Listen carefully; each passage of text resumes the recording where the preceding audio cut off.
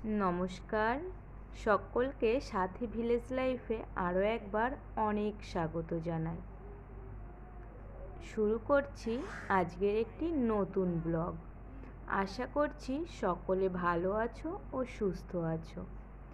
তো সবাই দেখতেই পাচ্ছ, এই যে কচু বাগানে এসেছি আমি আর মা।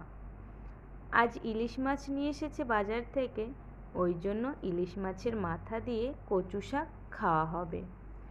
এই যে আমাদের জমির থেকে কচু গাছ নিতে এসেছি। মা ওখানে কেটে কেটে দিচ্ছিল, আর আমি এই যে ওপরে রাখছিলাম।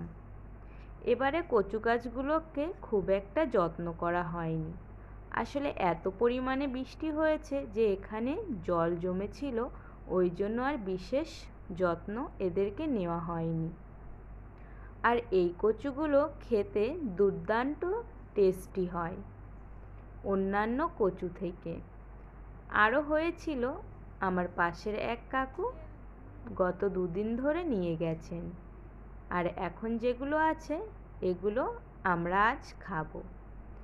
এই যে কচু নেওয়া হয়ে গেছে, এখন মা এগুলোকে এক জায়গাতে করে নিচ্ছে। তো চলুন বাড়িতে ফেরা যাক। বাড়ি চলে এসেছি। আসলে আমাদের বাড়ির পেছনেই ওই জমিটা।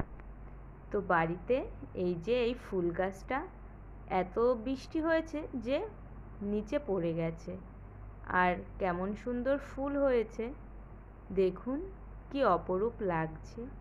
গাছটাকে তুলে দিতে হবে। আর এই যে এই লঙ্কা গাছটা নিজে নিজেই হয়েছে।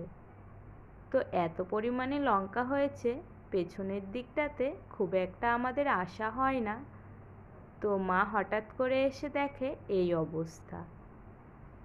তারপরে কচুর শাকটাকে সুন্দর করে পরিষ্কার করে নিয়ে এই যে কেটে এখানে রেখে দিয়েছে, এখন রান্না করবে। এইটা যে রান্নার জন্য কড়াই চাপিয়ে দিয়েছে। ফোড়নের ভেতরে তেজপাতা, শুকনো লঙ্কা আর এই যে ইলিশ মাছের মাথা, এটাকে দিয়ে একটু নেড়ে চেড়ে জল দিয়ে দিয়েছে। তারপরে আস্তে আস্তে কচু শাকটাকে কড়াইতে ঢেলে দিল। এক কড়াই হয়েছে, কিন্তু রান্না করার পরে দেখা যাবে একদমই অল্প একটু হয়ে গেছে। কড়াইতে ঠিক ধরছিল না, মা আস্তে আস্তে সুন্দর করে নেড়ে দিচ্ছিল। নেড়ে দেওয়ার পরে এখন একটু ঢাকা দিয়ে রাখা হয়েছে। এই যে ঢাকাটা সরিয়ে এখন আরেকটু নেড়ে দেবে। তো দেখুন অনেকটাই কম হয়ে এসেছে, এর থেকে আরও কমে যাবে। তো কচু শাক খেতে কে কে ভালোবাসো? আমি তো ভীষণ পছন্দ করি। তাও যদি আবার হয় ইলিশ মাছের মাথা দিয়ে, তাহলে তো আর কোনো কথাই নেই। দেখুন, দেখতে দেখতে রান্নাটা অনেকটা কমপ্লিট হয়ে গেছে। আরও বেশ কিছুক্ষণ হবে, তারপরে একেবারে রেডি হয়ে যাবে।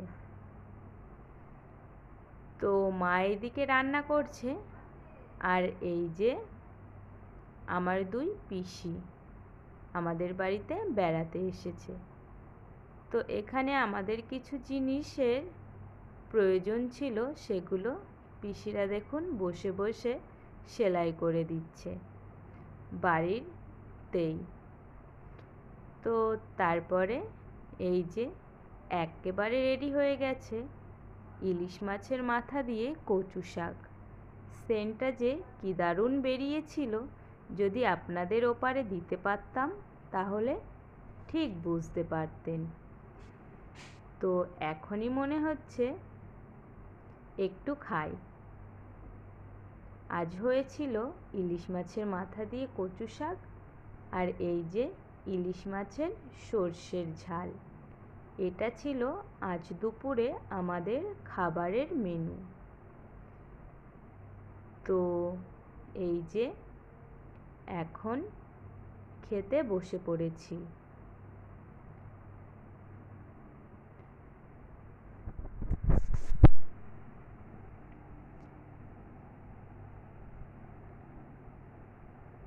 ভাত দিয়ে আর ইলিশ মাছের মাথা আর দিয়ে যে কচু শাকটা হয়েছিল সেটা দিয়ে মেখে ব্যাস এই যে একবার আমার খাওয়া হয়ে গেছে। কি অসাধারণ যে টেস্ট হয়েছিল সেটা আপনাদের আমি বলে বোঝাতে পারছি না। তো তারপরে খাওয়া দাওয়া সেরে এখন একটু বাজারে এসেছি, কিছু জিনিসের প্রয়োজন ছিল।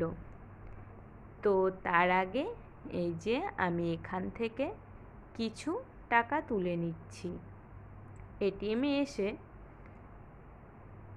তো যখন এই এটিএম থেকে এই যে টাকাগুলো বার হয় ভীষণ ভালো লাগে, একটা অন্যরকম আনন্দ হয়। টাকাটা নিয়ে নিলাম। তো তারপরে এসেছি টেলার্সে এই যে কিছু চুড়িদারের 3 পিস দেখতে। আসলে বেশিরভাগ সময়টাই আমি চুড়িদারই বেশি পরি। তো এই পিসটা আমি নেব না, এটা দেখছিল আমার বান্ধবী। আর চকচকে ঝকঝকে জিনিসের থেকে আমি একটু নরম সফট জিনিস বেশি পছন্দ করি। তো তার আগেই কিছু নেওয়ার হলে আমি আগে কাপড়টা কেমন সেটা দেখে নিই। এখানে আরও অনেক পিস আছে। আমি সব সময় এই টেলার্সটা থেকেই চুড়িদার কাটাই। তো কাকুদের সঙ্গে আমার খুব ভালো সম্পর্ক আছে।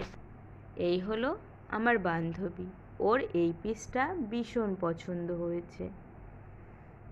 তো সব কিছু মিলিয়েই এতটুকু ছিল আজকের ব্লগটি। আপনাদের কেমন লাগলো অবশ্যই জানাবেন। সকলে ভালো থাকবেন, সুস্থ থাকবেন, আর ভালো লাগলে একটা লাইক করে